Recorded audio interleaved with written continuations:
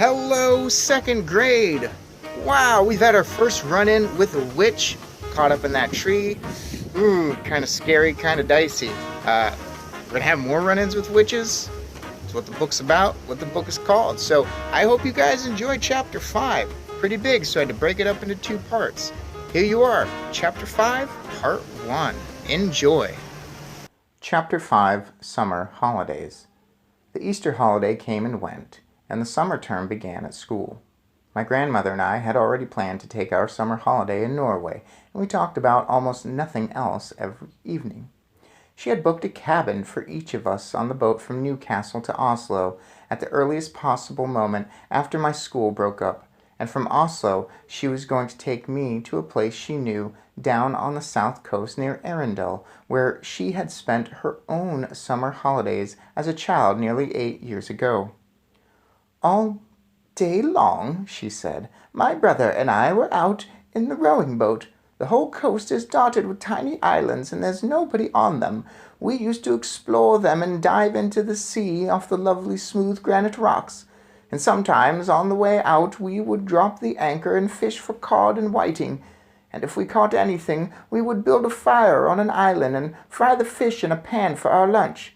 There is no finer fish in the world than absolutely fresh cod." "What did you use for bait, Grandmama, when you went fishing?" "Mussels," she said. "Everyone uses mussels for bait in Norway, and if we didn't catch any fish, we would boil the mussels in a saucepan and eat those." "Were they good?" "Delicious," she said, "cooking them in seawater, and they are tender and salty." "What else did you do, Grandmama?" "We used to row out and wave to the shrimp boats on their way home, and they would stop and give us a handful of shrimps each. The shrimps were still warm from having been just cooked, and we would sit in the rowing boat, peeling them and gobbling them up. The head was the best part." "The head?" I said. "Oh, you squeeze the head between your teeth and suck out the insides. It's marvelous. You and I will do all those things this summer, my darling," she said. "Grandmama," I said, "I can't wait. I simply can't wait to go." "Nor can I," she said. When there were only 3 weeks of the summer term left, an awful thing happened. My grandmother got pneumonia. She became very ill, and a trained nurse moved into the house to look after her. The doctor explained to me that pneumonia is not normally a dangerous illness nowadays because of penicillin, but when a person is more than 80 years old, as my grandmother was then, it is very dangerous indeed. He said he didn't even dare to move her to hospital in her condition. So she stayed in her bedroom, and I hung about outside the door while oxygen cylinders and all sorts of other frightening things were taken in to her. "Can I go in and see her?" I asked. "No, dear," the nurse said, "not at the moment." A fat and jolly lady called Miss Spring, who used to come and clean our house every day, also moved in and slept in the house. Mrs. Spring looked after me and cooked my meals. I liked her very much, but she wasn't a patch on my grandmother for telling stories. One evening, about 10 days later, the doctor came downstairs and said to me, "You can go in and see her now, but only for a short time. She's been asking for you." I flew up the stairs and burst into my grandmother's room and threw myself into her arms. "Hey there," the nurse said. "Be careful with her." "Will you be all right now, Grandmama?" I asked. "The worst is over," she said. "I'll soon be up again." "Will she?" I said to the nurse. "Oh, yes," the nurse answered, smiling. "She told us she simply had to get better because she had to look after you." I gave her another hug. "They won't let me have a cigar," she said, "but you wait till they're gone." "I hope not. Doctor's orders have got to be no cigars." "She's a tough old bird," the nurse said. "We'll have her up in another week."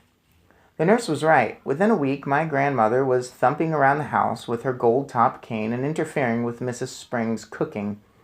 "I thank you for all your help, Mrs. Spring," she said, "but you can go home now."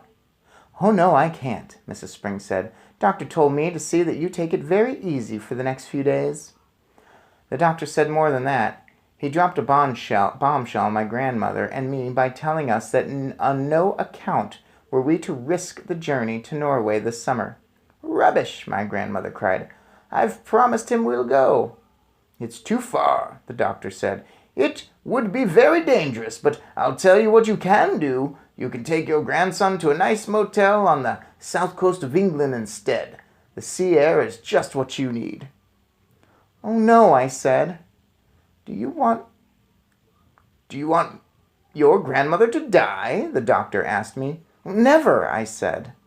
"Then don't let her go on a long journey this summer. She's not very strong enough. And stop her smoking those vile black cigars." In the end, the doctor had his way about the holiday, but not about the cigars.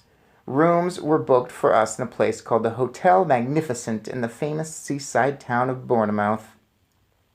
Bournemouth, my grandmother told me, was full of old people like herself. They retired there by the thousand because the air was so bracing and healthy it kept them. So they believed, alive for a few extra years. "Does it?" I asked. Of course not," she said. "It's tommy rot, but just for once I think we've got to obey the doctor." Soon after that, my grandmother and I took the train to Bournemouth and settled into the Hotel Magnificent. It was an enormous white building on the seafront, and it looked to me like a pretty boring place to spend a summer holiday in. I had my own separate bedroom, but there was a door connecting my room and my grandmother's room, so that we could visit each other without going into the corridor. Just before we left for Bournemouth, my grandmother had given me, as consolation, a present of 2 white mice in a little cage, and of course I took them with me. They were terrific fun, those mice. I called them William and Mary, and in the hotel I set out right away teaching them to do tricks. The first trick I taught them was to creep up the sleeve of my jacket and come out by my neck. Again, I think this is foreshadowing something to come later. Then I taught them to climb up the back of my neck on to the top of my head. I did this by patting cake crumbs in my hair. On the very first morning after our arrival, the chambermaid was making my bed. When one of my mice poked its head out from under the sheets, the maid let out a shriek that brought a dozen people running to see who was being murdered. I was reported to the manager. There followed an unpleasant scene in the manager's office with the manager, my grandmother, and me. The manager, whose name was Mr. Stringer, was a bristly man in a black tailcoat. "I cannot permit mice in my hotel, madame," he said to my grandmother. "How dare you say that when your rotten hotel is full of rats anyway?" my grandmother cried.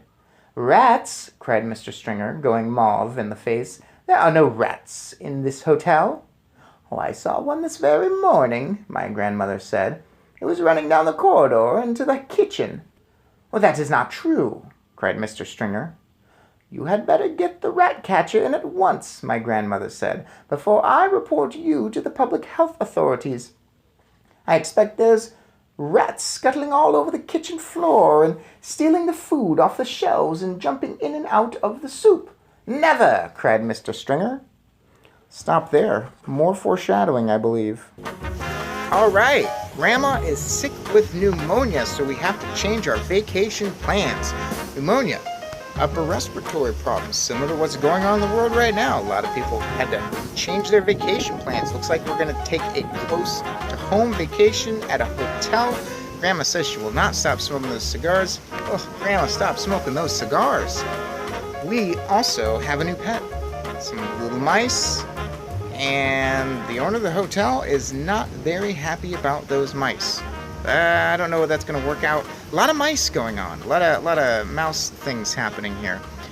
But interesting to see what happens in part 2 tomorrow. We will see you then.